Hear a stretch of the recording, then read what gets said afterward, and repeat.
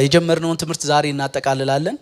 ክርስቲያናዊ አስተሳሰብ የሚል ሐሳብ ነው እየተነጋገርን የመጣ ነው። የመጀመሪያው ቀን እንደ መግቢያ የሚሆኑ ሐሳቦችን ለማየት ሞከርን። ያለፈው ሳምንት ዕለት ራሱ እንዳው ክርስቲያናዊ አስተሳሰብ ስንል ራሱ እንዳው ክርስቲያንነት ምንድነው የሚለውን ለማንሳት ሞከርን። እንደገና ክርስቲያናዊ አስተሳሰብስ ማለት ደግሞ ምን ማለት ነው የሚል ሐሳብ ለማንሳት ሞከርን። ዛሬ ምን እናስብ እና ደግሞ ሐሳቦቻችንንስ ደግሞ እግዚአብሔር በሚፈልገው መንገድ እንዴት እንቃኝ በሚል ሐሳብ እንጠቀልላለን ማለት ነው። እግዚአብሔር ይመስገን። መነሻ ያደረግነውን ጥቅስ ለመጨረሻ ጊዜ አነባለሁ ዛሬ።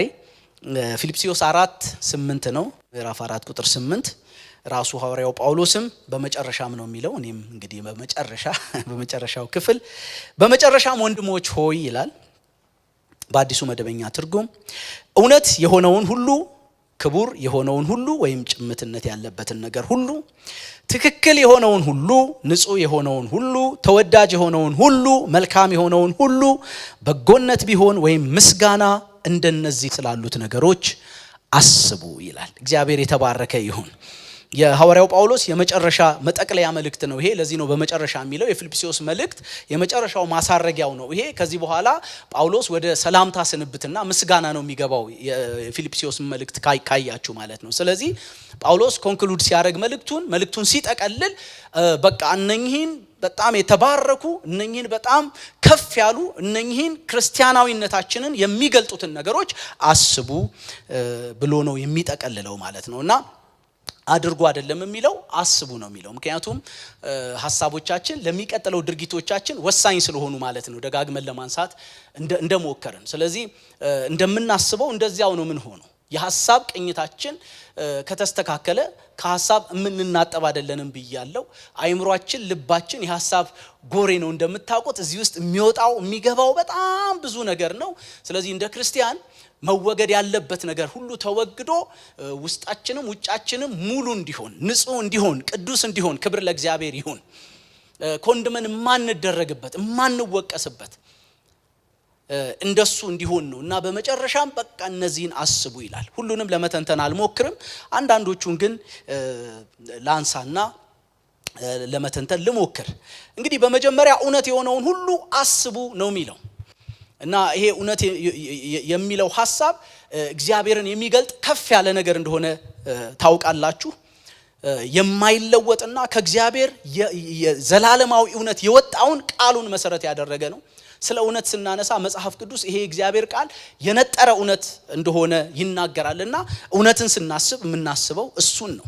ሁኔታ መራሽ ያልሆነ ሁል ጊዜ በውስጣችን ሊከሰት ሊመጣልን የሚገባው እና ሚዛናችንም ሊሆን የሚገባው ይሄ እውነት እንደሆነ ይናገራል ማለት ነው። እና እንደ ክርስቲያን ሁል ጊዜ ምን እናስብ ከተባለ እውነት የሆነውን ሁሉ፣ ክብር ለእግዚአብሔር ይሁን።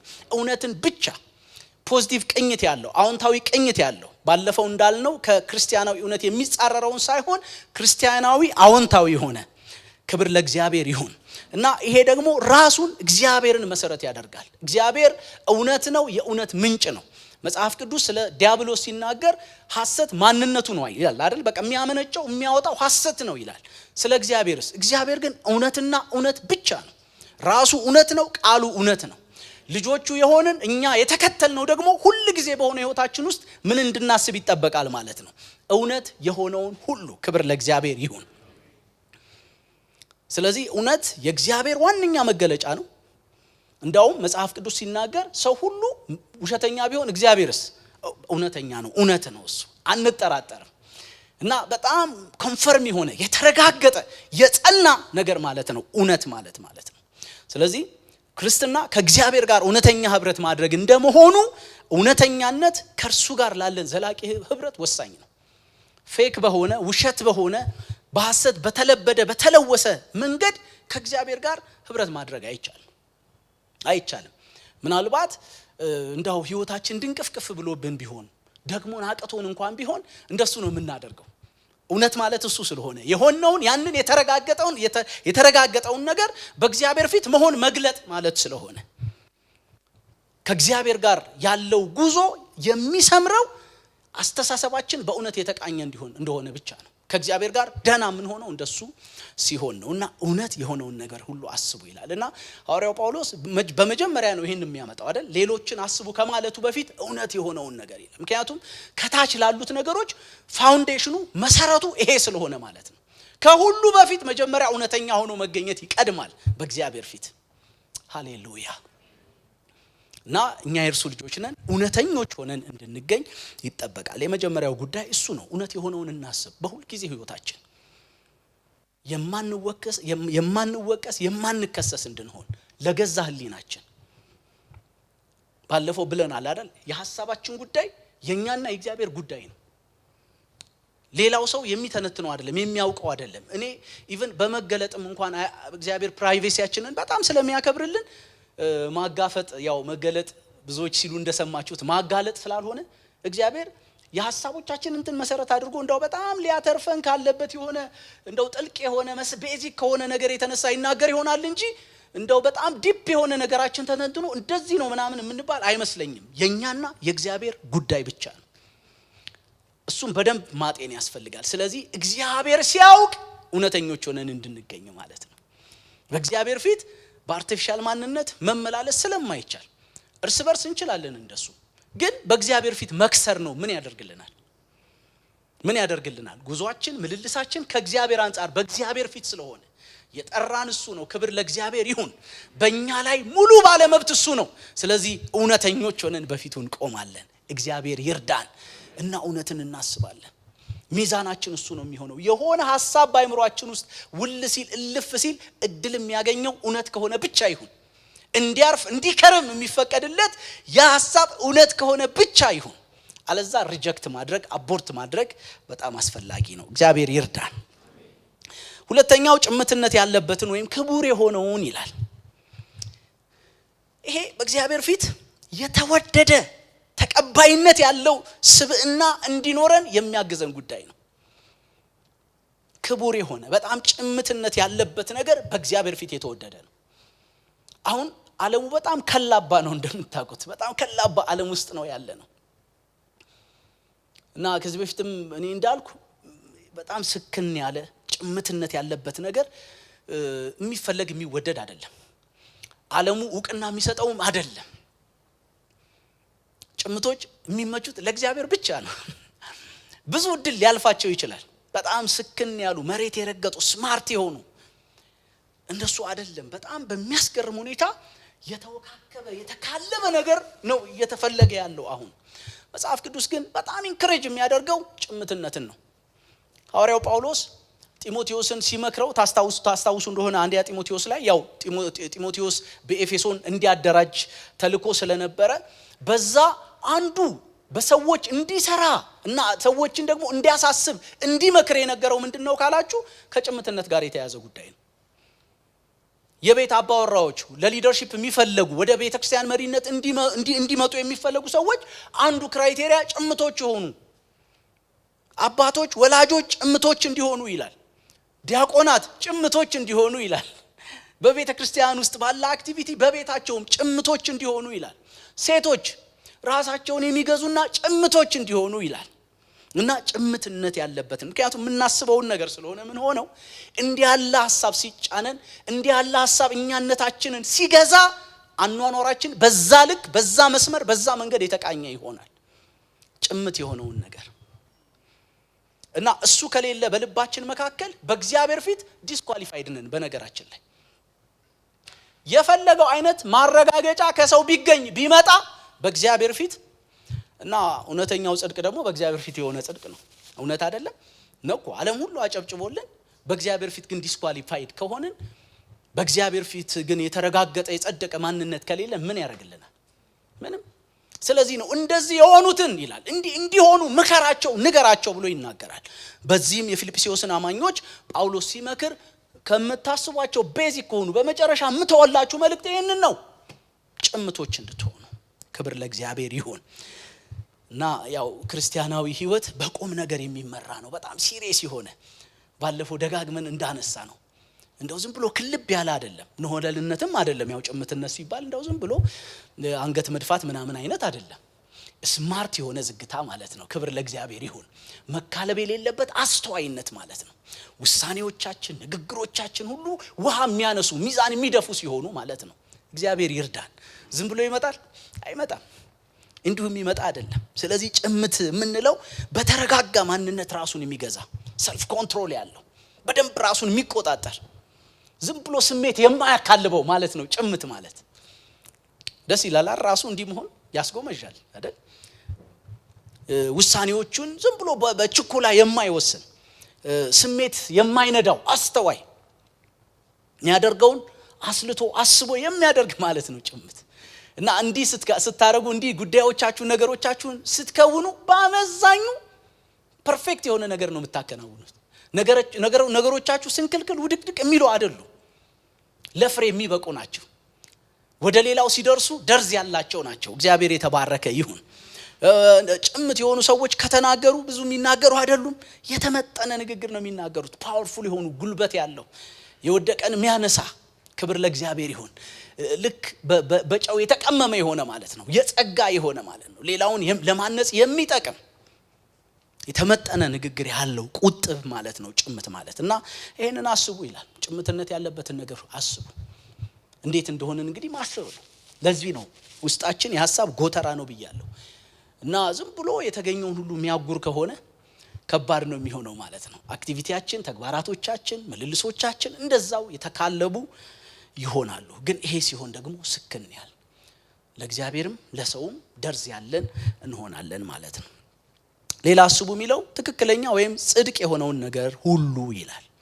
ጽድቅ የሚለው እንደምታውቁት ትክክለኛነትን፣ ልከኛ የሆነውን ነገር የሚያመለክት ነው። ይሄ ደግሞ የራሱ እግዚአብሔር ራሱን የሚገልጥበት ዋነኛ ጠባይ ነው። እና ስለ እግዚአብሔር ስናነሳ እግዚአብሔር ጻድቅ ነው እንላለን አይደል? በመዝሙሮቻችን በቃሎቻችን የቃል እግዚአብሔር ድጋፍም አለን። እግዚአብሔር ጻድቅ ነው፣ በድርጊቱ በአኗኗሩ ልክ ነው ማለት ነው፣ በንግግሩ ልክ ነው ማለት ነው። ስለዚህ ይሄንን ነው አይደለም በሱ ልክ ያለውን የህይወት ቅኝት ደግሞ በእኛ ህይወት ውስጥ ተገልጦ እንዲታይ ይሄንን እንድንኖረው ይሄንን እንድናስበው ጽድቅ የሆነውን ነገር ብቻ አስቡ ይላል።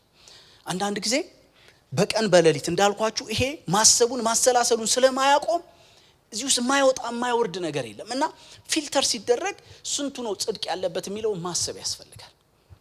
አንዳንዱ ነገር በድርጊት ተወልዶ የሆነ አካል ይዞ ምናምን አይደለም ልንጸየፈው እንትን ልንለው የሚገባው። ገና እዚህ ውስጥ እያለ አንዳንዱን ነገር በጣም ልንጠላው ልንጸየፈው ይገባል።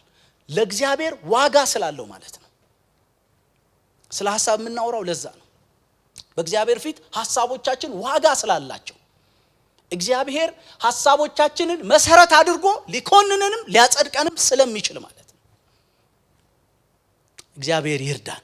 ስለዚህ ጽድቅ ያለበትን አስቡ ይላል።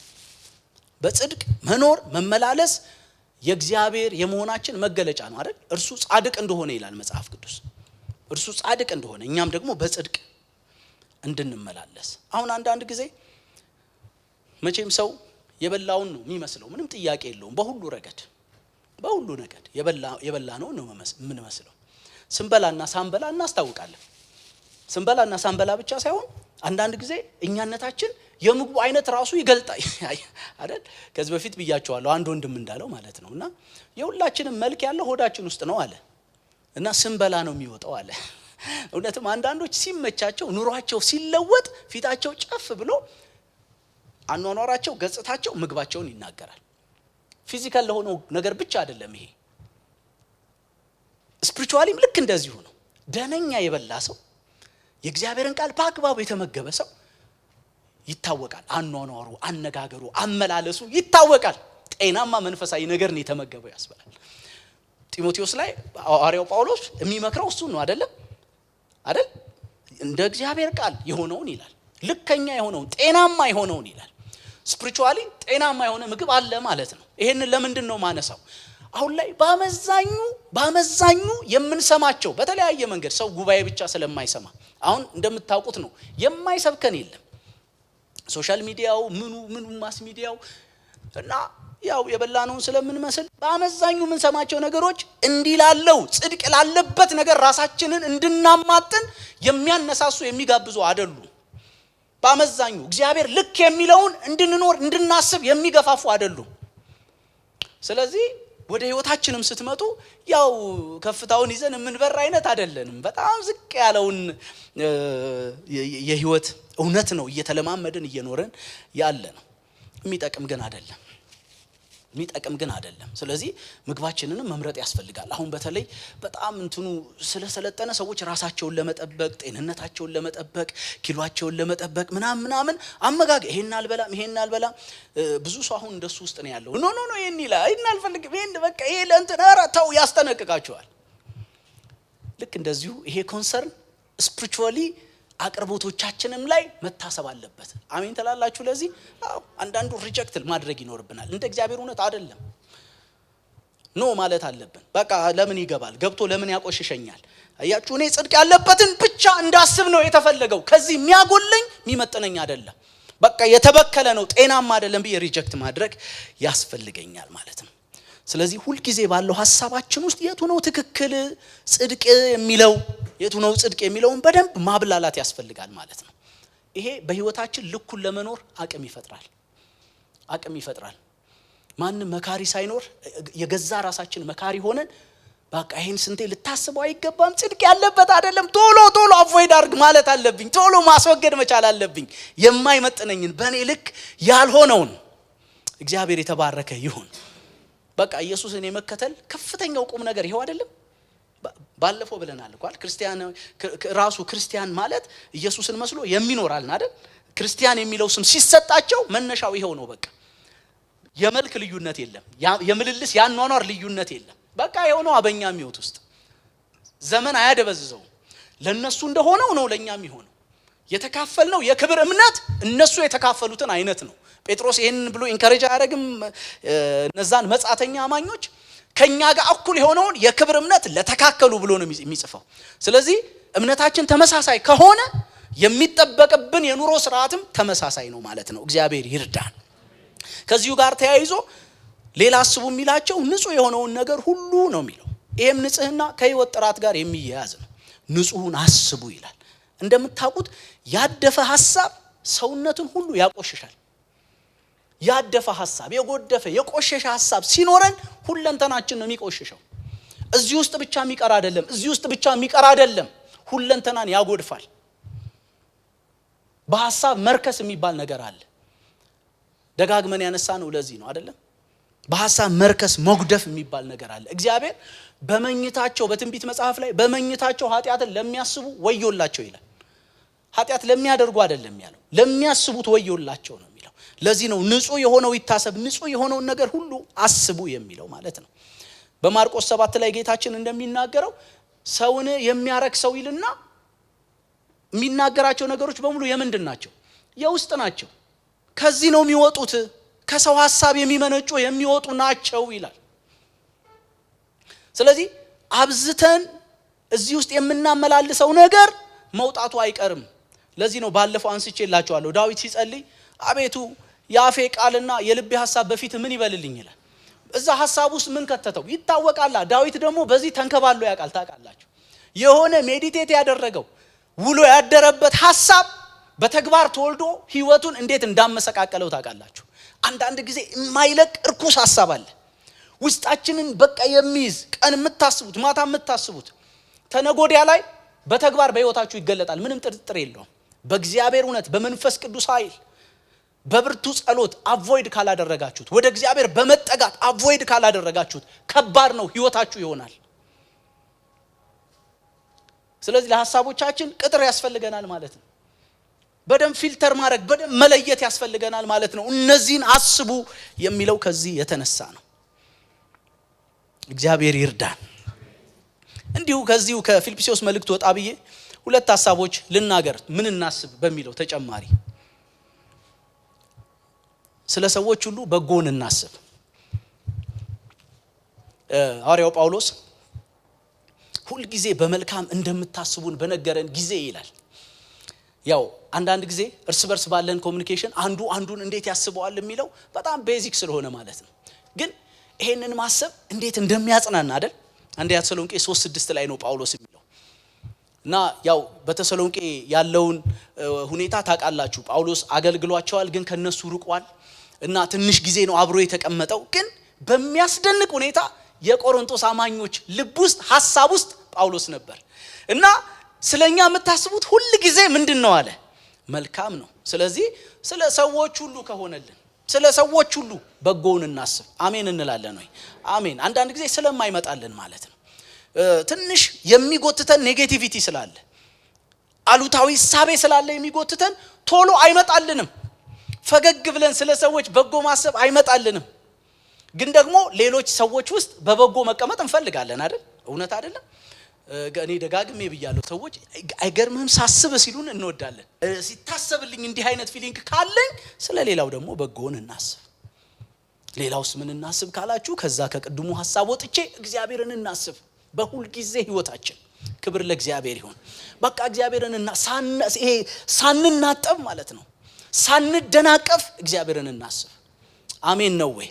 በቃ ማለት የሆነ ነገር ፍለጋ፣ የሆነ ጥቅም ፍለጋ፣ የሆነ ማግኘት ፍለጋ፣ የሆነ ከጁ የሚመጣውን የሆነ ነገር ፍለጋ አይደለም። በቃ ዝም ብለን እግዚአብሔርን እናስብ። ልክ አሳፍ እንዳለው ማለት ነው፣ በሌሊት ከልቤ ጋር ተጫወትኩ ይላል። ሌሊት ነው፣ ውድቅት ሌሊት ነው፣ ግን እርሱ ከልቡ ጋር ከማን ጋር ነበር? እና እዛው ምዕራፍ ላይ እግዚአብሔርን አሰብኩት ይላል። በህይወቱ መካከል ሰልፍ ነበር፣ ትግል ነበር፣ ጥያቄ ነበር፣ ሙግት ነበር፣ ግን አሰብኩት እግዚአብሔርን አለ።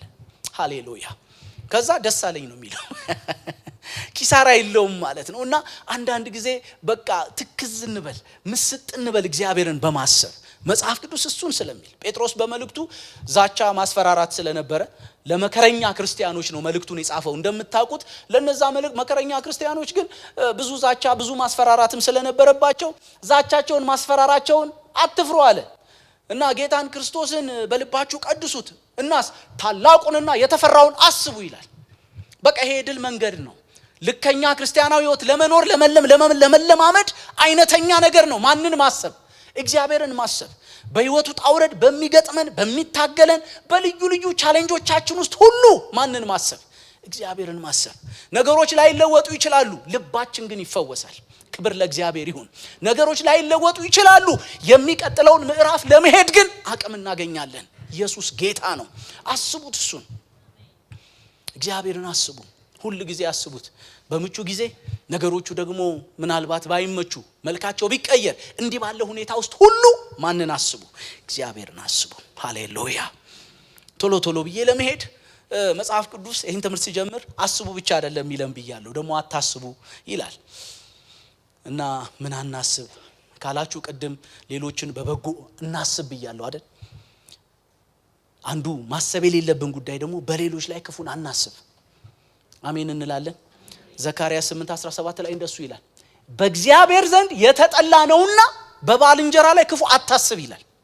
እግዚአብሔር ስለሚጠላው አንዳንድ ጊዜ ምን እንደምንሆን ታውቃላችሁ? ራሳችንን ያለ ልክ እናጸድቅና ያለ ልክ እናመጻድቅና ያለ ልክ የሆነ አይነት ቦታ ላይ ራሳችንን እናስቀምጥና በሆነ መንገድ በእኛ ላይ ኔጌቲቭ ሐሳብ ያላቸውን ምናልባት በክፋት የተነሱብንን ምናልባት በጠላትነት የተነሱብንን እግዚአብሔር እንደሚያደባያቸው እናስባለን እና እንጠባበቃለን ሁሉ አንዳንድ ጊዜ በቃ እንትናን የነካ የለውም በረካ ብለን እናስባለን። በእውነት ብዙ ጊዜ እንደሱ እንሸወዳለን። በቃ እኛ የሆነ የጽድቅ መስመር ውስጥ ሆነን እንትናንማ ያሳየዋል እንላለን። በእውነት እላችኋለሁ አያሳየውም። ይሄ እንደውም ጌታ ምን አይነት መንፈስ ነው ያለህ ነው የሚለው እግዚአብሔር። ምን አይነት ልብ፣ ምን አይነት መንፈስ። በእውነት አንዳንድ ጊዜ እንደዚህ የምትጠባበቁ ሰዎች፣ የተበደላችሁ ግፍ የደረሰባችሁ በደል የደረሰባችሁ ሰዎች በቃ ስንኖር እንደሱ ሌሎችን እንበድላለን፣ ሌሎች ደግሞ ይበድሉናል እና በቃ እንጠባበቃለን። ጥቅስ ጠቅሰን በቀሌ እኔ ነው በቃ ያሳየዋል የሆነ ቀን። አይ ክፉ ማሰብ ነው ከሆነ እኛ ስለ ጠላቶቻችሁ እንኳን ምን በሉ ነው የሚለው?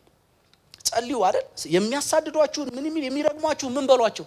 መርቋቸው። በቃ ክርስቲያናዊነት የክርስቶስን ፈለግና መንገድ መከተል ይሄው ስለሆነ ማለት ነው አይደለም? ጴጥሮስ ሲጽፍ ሲሰድቡት መልሶ አልተሳደበም፣ መከራን ሲያደርሱበት አልዛተም፣ በቃ አልተጠባበቀም ማለት ነው። ይልቁንስ ምህረት ነው የለመነው። የሚያደርጉትን አያውቁም። እግዚአብሔር ይርዳል። በጣም በቃ ለእግዚአብሔር ስፔሻል የሆነ ስለሌለ እግዚአብሔር ለኔ ብሎ ሌላውን ሊኮረኩም አይችልም። ሩሩ አምላክ ስለሆነ ቢሆንም ደግሞ እኛ ምንም በዚህ ውስጥ ቤኔፊት የለንም። እስቲ አስቡ፣ ለእናንተ ብሎ እግዚአብሔር የሆነውን ሰውዬ አፈር ድቤ ቢያበላው የእናንተ ጥቅም ምን እንደሆነ እስቲ ንገሩ። ምንድነው ጥቅማችሁ? ምንድነው ትርፋችሁ? ምንም እኮ። ይልቁንስ ምህረት ብንለምን፣ ይልቁንስ በእግዚአብሔር ዘንድ የተጠላ ነው የሚለው። በባልንጀራው ላይ ክፉ የሚያስብ የተጠላ ነው ይላል። እግዚአብሔር ይርዳን። ሌላው እንድናስብ የሚፈለገው የትዕቢትን ነገር አታስቡ ተብሎ ተጽፏል። እብሪትን፣ ትዕቢትን፣ ቀና ማለትን፣ የልብ እብጠትን እንደሱ ያለውን ነገር አታስቡ፣ በእግዚአብሔር ፊት የተጠላ ስለሆነ። ወደ መጨረሻ ነጥቤ ልሄድ። አስተሳሰብን መቆጣጠር።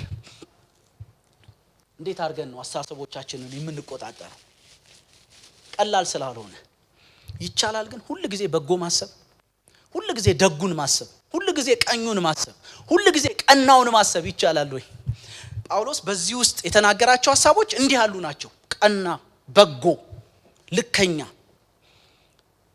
እንግዲህ እዚህ አሁን ቅኝቱን ስንቃኘው አዎ ይቻላል የሚለውን አስብ። ቢቻል ነው አይተነገረን። እነኚህን አስቡ ያለው ቢቻል ነው። አታስቡ የተባለውን እነዛን በጣም መርዛማ የሆኑትን ነገሮች አታስቡ ብሎ ሲመክር ቢቻል ነው። ክብር ለእግዚአብሔር ይሁን። ስለዚህ እንዴታ ነው ምለው እኔ እንዴታ ይቻላል እንጂ አሳሰብን መግራት በደንብ ይቻላል። ክፉን ሐሳብ አቮይድ ማድረግ በደንብ ይቻላል። ክብር ለእግዚአብሔር ይሁን። የሚቻለው ግን አጥር በማበጀት ነው። መጽሐፍ ቅዱስ አጥብቀ ልብህን ምን በል ይላል? ጠብቅ። ራስን ፕሮቴክት ማድረግ ከተቻለ ለክርስቲያናዊ እውነተኛ ለሆነው ክርስቲያናዊ ኑሮ ራስን ማማጠን ከተቻለ ይቻላል። ከፍ ላለው ለላቀው ህይወት ነው እኛ የተጠራ ነው። እግዚአብሔር የተባረከ ይሁን። ከዓለም ለተለየው አይደል? ሐዋርያው ጳውሎስ እሱን ነው ያለው። ይህንን ዓለም አትምሰሉ፣ ተለወጡ እንጂ በአእምሯችሁ መታደስ በአስተሳሰባችሁ ተለወጡ እንጂ ይህንን ዓለም እንዳትመስሉ። ስለዚህ ይሄ ዓለማዊ አስተሳሰብ ነው፣ ዓለማዊ አኗኗር ነው። እኛስ ተዋጅተናል። ቅድም በጸሎቱ ሲነገር እንደነበረው የፈሰሰልን ደም፣ የተጠራንበት እውነት፣ የተሰጠን ህይወት፣ እግዚአብሔር ኢንቨስት ያደረገው የጸጋ ሙላት ለዚህኛን የሚያበቃ ነው። ልኩን ለመኖር ሃሌሉያ፣ ክርስቶስ የኖረውን ያንን ህይወት ለመለማመድ ለመኖር ለዚህ ነው የተጠራ ነው። እና አጥብቀ ልብህን ጠብቅ። ልቡን የሚጠብቅ ሐሳቡን ይጠብቃል፣ ምንም ጥርጥር የለውም። ሃሌሉያ። ልቡን መጠበቅ የማይችለው ግን ልዩ ልዩ ለሆነ አፍራሽ መርዛማ ለሆነ አስተሳሰብ ሰለባ ይሆናል። አንድ ሰው ምን ብሎ ይናገራል? ሐሳብህን ጠብቅ ቃላት ይሆናሉና ይላል። ሐሳብህን ጠብቅ፣ ካልጠበቅ ይወጣሉ ቃላት ይሆናሉ ይላል። ቃላትህን ጠብቅ ድርጊት ይሆናሉና፣ ድርጊትህን ጠብቅ ልማድ ይሆናሉና፣ ልማድህን ጠብቅ ባህሪ ይሆናልና፣ ባህሪህን ጠብቅ ፍጻሜህን ይወስናሉና። ግን መነሻው ምንህን ጠብቅ ነው? ሐሳብህን ጠብቅ የሚል ነው። አስተሳሰባችንን ለመቆጣጠር ምን እናድርግ? ፈጠን ብዬ 3 የሚሆኑ ሐሳቦችን ነግሬ እጠቀልላለሁ። አንዱ የእግዚአብሔርን ቃል ትዝታችን እናድርግ። በቃ አንዱ መሰረታዊ ነገር። አሁን በብዙ መንገድ እንደምታውቁት ከጊዜ ወደ ጊዜ ዝም ብሎ ክርስቲያኑ በቀድሞ ህይወቱ ድሮ የምናውቃቸው ክርስቲያኖች የእግዚአብሔር ቃል ያላቸው ክርስቲያኖች ናቸው። ጴንጤ መገለጫው የእግዚአብሔርን ቃል ያጠናል፣ ያነባል፣ ያውቃል ከሊቅ እስከ ደቂቅ። ምንም ትልልቅ ይሁን በእድሜ ትንንሽ ይሁን ጴንጤ ከሆነ በቃ ይሄን መጽሐፍ ይዞ መሄድና የሚመጣ ሳይሆን ከዚህ መጽሐፍ ጋር ቁርኝት ያለው ነው። አሜን እንላለን። እንደሱ ነው በቃ። እኔ ጴንጤም ሳልሆን በፊት የማውቃቸው ጴንጤዎች ፊደል የዘለቃቸው አይደሉም፣ ትምህርት የተማሩ ምናምን አይደሉም። ይሆነ ግን በቃ ትልልቅ ሰዎችም ትልቅ መነጽር አድርገው ያነባሉ። የእግዚአብሔር ቃል አላቸው። እናስ ሲናገሩም እንደ ቃሉ የሚናገሩ ናቸው። አሁን ከሱ ስቴት እየወረድን ያለ ነው። ወተናል። ኢቫሉዌት ልታደርጉ ትችላላችሁ። ማንም ለማንም ከሳሽና ፈራጅ ሆኖ ሊቆም አይችልም። እያንዳንዱ ግን ራሱን ሊከስ ይችላል በዚህ ጉዳይ ብዬ አስባለሁ። የእግዚአብሔርን ቃል ተተናል። የሚነበብልን ብቻ ነን፣ የምንሰበክ ብቻ ነን። ልክ እንደ ጸሎቱ ሁሉ ማለት ነው። አሁን ብዙ የሚጸልይ ሰው የለም፣ የሚያጸልይ ነው። በቃ የሆነ የጸበል ዕቃ ይዞ የሚንከወከው ሰው ነው አሁን የበዛው። የምታውቁት ነው። አምሶሪ በጣም እንደሱ ነው። እና በራሱ ከእግዚአብሔር ጋር ኮንታክት ያለው ምናምን አይነት አይደለም። እና አሁን የደረስንበት ውድቀት ነው ብዬ ነው ማምነው ይሄ። ስለዚህ ቃሉን ትዝታ እናደርግ፣ የእግዚአብሔርን ቃል እንሞላ። ዳዊት እንደሱ ብሎ ይጸልያል አይደለም? ይናገራል መዝሙር 119 ቁጥር 97 ላይ አቤቱ ሕግህን እንደምን እጅግ ወደድኩ ይላል። ቃሉን እኮ ነው በቃ ወደድኩት። ከዛስ ቀኑን ሁሉ እሱ ትዝታዬ ነው ይላል። እንደዚህ ከሆነ ሌላ ፋታ ይኖራቸዋል? ሙሉ ቀን ሜዲቴት የምታደርጉት እሱን ከሆነ ቀኑን ሁሉ የእግዚአብሔር ቃል ትዝታችሁ ከሆነ በየትኛው ሰዓት ነው ሌላ ነገር እዚህ ውስጥ የሚገባው? በየትኛው ሰዓት ነው ሌላ ነገር የምታስቡት? አንዳንድ ጊዜ እኮ ነገር የሚያኝክ ሰው ታውቃላችሁ፣ ነገር ትዝታው የሆነ ማለት ነው። የሚያኝክ ሰው ፋታ የለውም። ምንም ሙሉ ቀን ሲጨስ ይውላል ማለት ነው። ሙሉ ቀን ምንም ሌላ ነገር አያስብም። በቃ እሱን ትታችሁት ቀኑን ሙሉ ቃሉ ትዝታችሁ ይሁን እና ድሮ ንግግራችን ይገርማል። ቅድም እኮ ይሄንን ቃል እያሰብኩት ነው የምንባባል የነበረው። አሁን አይደለም፣ ርቀናል። በጣም ብዙ ዲስከሽን አለን የምናነሳው ከቃሉ ውጪ የሆነ ማአት ነገር አለ። መፈራረስ በሉት እንግዲህ ቀኑን ሙሉ መጽሐፍ ቅዱስ በቀንም በሌሊትም ይላል አይደል? ኢያሱን በመንገድ ሁሉ እንዲቀናልህ እንድትከናወን በቃ በቀንም በሌሊትም ከዚህ ከሕጉ ቃል ፈቀቅ አሰላስለው አስበው። በዘዳግም ለአባወራዎችም በተሰጠው እንትን ውስጥ በቃ ቃሉን ተጫወተው ነው ተጫወተው። እሱ ሲሆን አያችሁ ህይወታችን በትክክል ይቃኛል። ስለዚህ ወደዚህ እንመለስ፣ ወደ ቃሉ እንመለስ። ሰባኪ አንሁን፣ አስተማሪ አንሁን፣ ዘማሪ አንሁን፣ የሆነ አገልጋይ አንሁን፣ የቃሉ ሰዎች ግን እንሁን። አሜን ነው ወይ? ቃሉ ትዝታችን ይሁን። በቃ የእግዚአብሔር ቃል የሚያጽናናን ይሁን፣ የሚያበረታን ይሁን። ሃሌሉያ! የሚመልሰን ይሁን፣ የሚያስደነግጠን ይሁን። ቃሉን በቃ እንውደደው ብቻውን። በቃ አሁን እኮ ይሄ ሁሉ ማብራሪያ ባይኖር ዝም ብለን ራሱ የእግዚአብሔርን ቃል የማንበብ ፕሮግራም ቢኖረን ልክ ኦርቶዶክስ ቤተክርስቲያን ላይ ብዙ የሚሰራ እንዳልሆነ ይታወቃል። ግን ይነበባል ቃሉ ዝም ብሎ ያለ ማብራሪያ ያለ ምናምን ይነበባል። እንደሱ አይነት ስርዓት ሁሉ ቢኖረን ግን በቤታችን በግላችን እሱን ማድረግ እንችላለን። ምንም ኤኒዌር ታክሲ ውስጥ ቁጭ ብለን ያው እዚህ ውስጥም ስላለ ምንም ስላለ እሱ አስተሳሰባችንን ይቃኛል። የተቃኘ የተስተካከለ አስተሳሰቦቻችንን ኮንትሮል ለማድረግ ለመቆጣጠር አንዱ የሚያግዘን እሱ ነው። ሁለተኛው ምን እንድንሰማ ጥንቃቄ እናድርግ። ምን እንደምንሰማ ጥንቃቄ እናድርግ። ማርቆስ 4:24 እንደሱ ይላል። ምን እንደምትሰሙ በጥንቃቄ ተጠበቁ ይላል። ለምን ካላችሁ የምንሰማቸው ነገሮች ለአስተሳሰባችን ግብአቶች ስለሆኑ ማለት ነው። እና አንዳንዱ ምንም ለመስማት ደስ ይለዋል። አንድ ጊዜ ዶክተር አለሙ ቢፍቱ ሲናገሩ ሰምቻለሁ። ሐረር መጥተው ሲያገለግሉ አንድ ሰው መጣ አሉ እና አንድ ሰው መጥቶ ያወራኛል አሉ። የሚያወራኝ ነገር ግን የሚያፈራርስ ነው አሉ። የሆነ ሐሜት ነገር ምናምን ነው ሰውየው ይዞ መጥቶ የሚያወራኝ። ከዛ በቃ የጽድቅ ቁጣ ተቆጣው አሉ። ይሄ የኔ ጆሮ ጋርቤጅ አይደለም አልኩት አሉ። ጋርቤጅ አይደለም፣ ይሄንን ቆሻሻ ነገርን እዛ ሄደ ጋርቤጅ ፈልገ ጣል አሉት። ምክንያቱም እየቆሸሽኩ ነው እየረከስኩ መጣው አሉ። አያችሁ አስተሳሰብ እየተበላሸ መጣ። በቃ ልክ ይሄንን እንደምንጥልበት እንደዛ ባስኬት ማለት ይሄ ጋርቤጅ አይደለም። እና አንዳንዴ እዚህ ጋር በቃ አንዳንዱን ነገር ኖ ለማለት አቅም በቃ ይሄ እኔን የሚመጥን አይደለም። ዳዊት አንድ ጊዜ እንዳለው ማለት ኃጢአተኞች ጨዋታ ነገሩኝ አለ፣ ግን እሱ ጥሩ መዛኝ ነው። አቤቱ እንደ ሕግ ግን አይደለም ማለት ስላለ ማለት ነው እዚህ ውስጥ አይ በቃ ኢሚዲየትሊ ሪጀክት አደረገው። የኃጢአተኞች ጨዋታ ኃጢአት ስለሆነ ማለት ነው። ስለዚህ እርስ በርሳችንም ይሄንን በደንብ ማጤን ያስፈልጋል። የሚገፋውን ነገር መግፋት ያስፈልጋል። እግዚአብሔር ይርዳን። ባለፈው ብለናል አይደል? ክርስቲያንነት ማለት ለሆኑ መንፈሳዊ ስርዓቶች ሰለባ የሆነ ራሱን የሰጠ ማለት አይደለም። ክርስቲያን ማለት እነኚህን የሚኖር ማለት ነው። ይሄንን ፕራክቲስ የሚያደርግ ማለት ነው። እግዚአብሔር ይርዳን። ስለዚህ አንዱ እሱ ነው። አስተሳሰባችን የሚበረዘው በምንሰማው በኩል ነው። አያችሁ ስንሰማ የሆነ ሰው የሆነ ነገር መርዝ የሆነ ያቀብለናል። ጊዜ የለም በቃ እሱን ነው ሜዲቴት የምናደርገው። ምናልባት ጥላቻ የሚወልድ ምናልባት ክፋት የሚወልድ ምናልባት አመጻ የሚወልድ ይሆናል የምንሰማው ነገር ማለት ነው። ሐሳብ ይበላሻል። ቀጥሎ ደግሞ ድርጊት የተበላሽ ይሆናል ማለት ነው። ሶስተኛ ወደ ውስጥ እናትኩር። ራሳችንን በየጊዜው እናስመርምር። ቅድም ብለናል የሐሳቦቻችን ጌታ እግዚአብሔር ነው። ማንም ላይ አይችልም ብያችኋለሁ። አሁን እኔ እዚህ እየሰበኳችሁ አንዳንዶቻችሁ በትካዜ አንዳንዶቻችሁ በፈገግታ አንዳንዶቻችሁ በኩስታሪ አንዳንዶቻችሁ እንዲህ እያላችሁ እየሰማችሁኝ ነው። ምን ታስባላችሁ? አንድዬ ነው የሚያውቀው፣ መድኃኒዓለም ነው የሚያውቀው። ግን አንዳንድ ጊዜ ልክ ዳዊት አቤቱ መርምረኝ እንዳሉ ልቤን ወቅ፣ ሐሳቤን ወቅ አይደል? ልቤን ወቅ፣ በቃ ወቅ። ከዛስ ፈትነኝ፣ መንገዴን ወቅ። እዚህ ውስጥ የተበላሸ ነገር ካለ አንተ አስወግድ። ፍላጎታችን ልኩን መኖር ነው አይደል? እግዚአብሔር በመንገዶቻችን በሐሳቦቻችን በድርጊቶቻችን ፈገግ እንዲል ደስ እንዲለው እንዲከብር አይደለም? እንደሱ ከሆነ ራስን ማስመርመር ያስፈልጋል ማለት ነው። እንቅረብ። ባለፈው ብያችኋለሁ እኔ ምርመራ የሚባል የሕክምና አልወድም። እዚህ ሐኪሞች ካላችሁ ይቅርታ እንደሚመከራ ቃለው እኔ ግን አልፈልግም።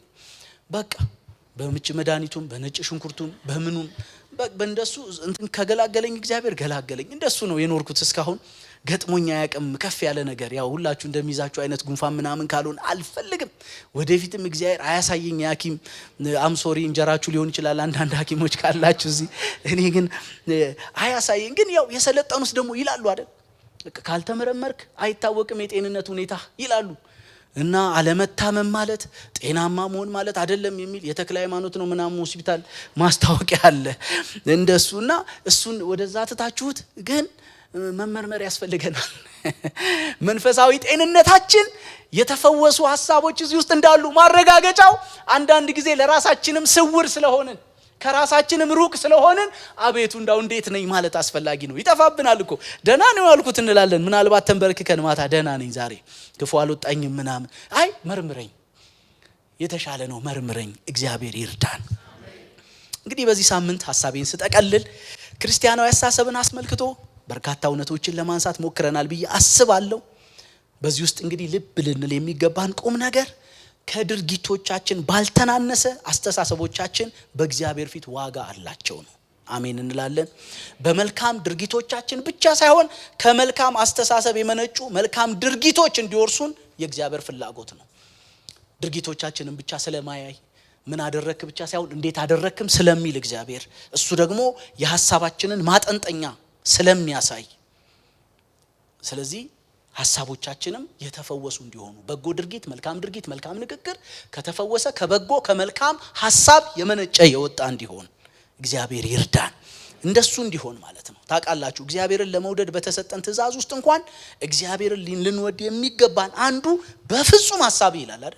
በፍጹም ሐሳብ እግዚአብሔርን ውደድ ይላል።